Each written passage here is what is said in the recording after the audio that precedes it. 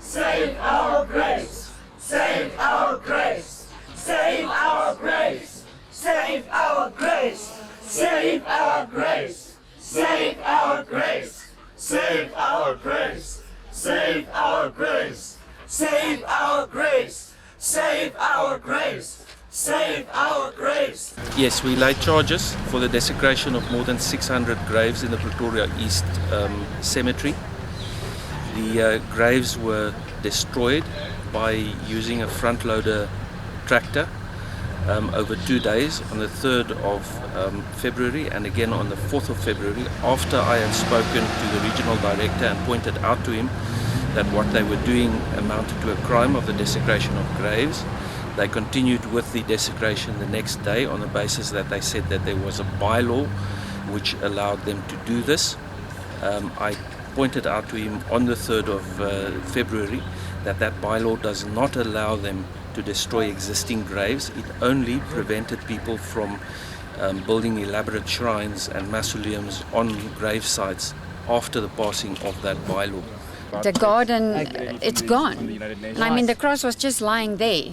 And like I said, no one was notified. My husband phoned me from Dana Bay this morning saying on Marula Media, listen, Mum's cross is lying there. Did you see what they did to Pretoria East Cemetery? So why can't they notify us on social media? Now the guy says in the office, it's on the wall. I'm not staying in Pretoria anymore. So I'm a member of the United Nations High Commission for the gross violation of human rights all over the country internationally. I'm going to put all this on that today, and I'm writing to the United Nations, and I will get the human rights people out here as soon as possible, because this is nonsense. Nothing in that bylaw allows for the destruction of existing graves or the desecration thereof, and definitely not without notice and in the manner in which it was done, which was with great disrespect, using heavy construction equipment, driving over graves, pushing aside the top layers of graves. It is scandalous. Ek is donderdag deur my dogtertjie wat saam aan die kar ongeluk haar vriendinnetjie gebel en gesê oom, ek sien op Facebook Stef se grafie is gebreek.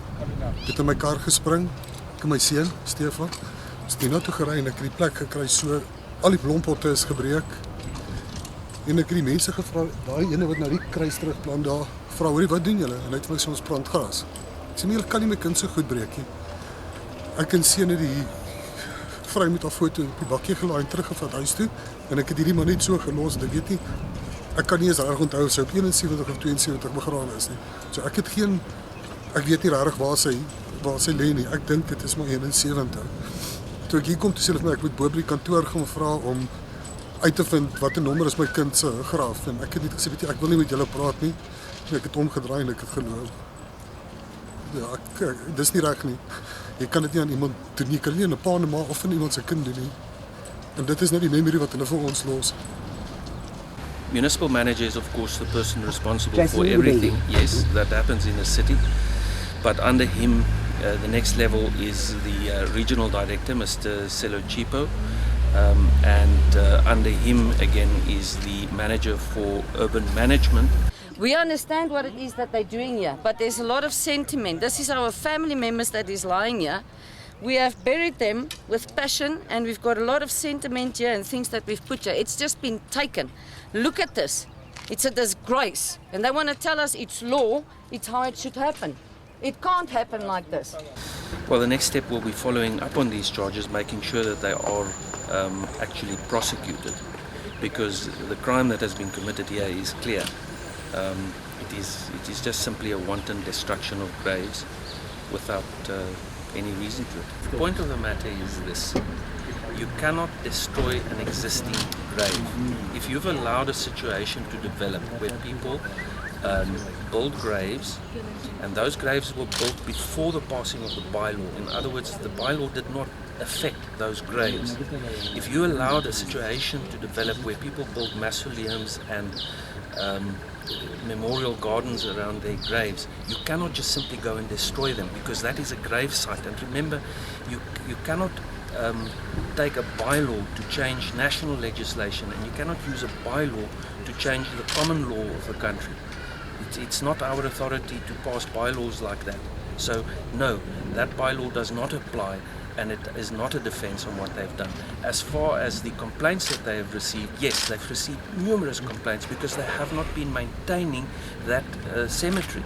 The cemetery is in a scandalous condition because of their neglect.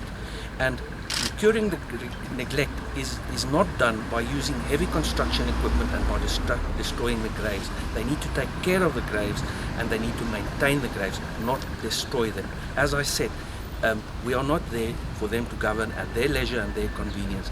They are there to govern this city in order to do the right things at the right time for the right people and protect the people's interests here. Somebody needs to make sure that this gets repaired, this gets restored to where it was. But over and above that, people need to be held responsible.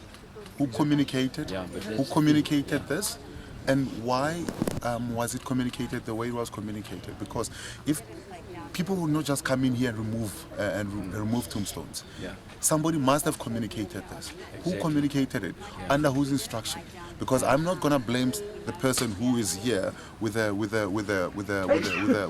shovel. I need to blame the person who's giving him instruction. And if that goes to the directors or to the regional director, whoever it is, we need to find out that we need to know exactly what has been communicated.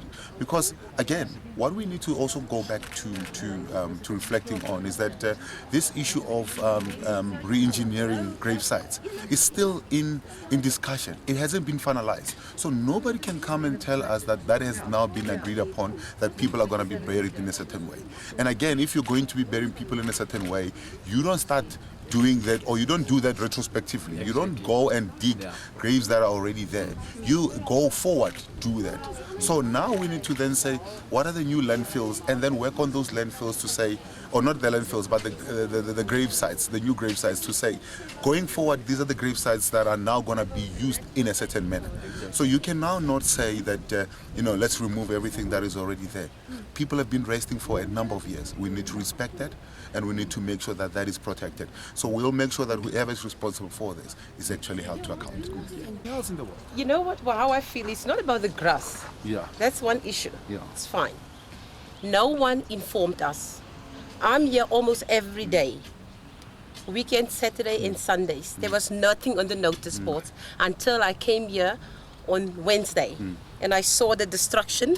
What you see here wasn't here. Everything was chucked on that corner over there. So they've rebuilt some of these Yeah, things. no. After I've raised my voice with Johnny Roselt and said, you know what, the disrespectful behavior, they cannot even put the things properly back. No? Only then that he said, no, it's not on. I think he called Mike and whoever is in charge of this. And the next morning on Thursday, I was here again with a group of people, watching these bulldozers going by, okay, row for row. And all of a sudden, they could put it back. But there's a couple of graves here, I think that's actually like loose, the tombstones are loose. So do we even know if they've put them back? This wasn't here. Everything is just like, I promise you, your grave mark will be on mine, and mine will be on someone else's. That's what I'm asking, if, are they now properly marked? Are all not. of them even, where they're supposed to be?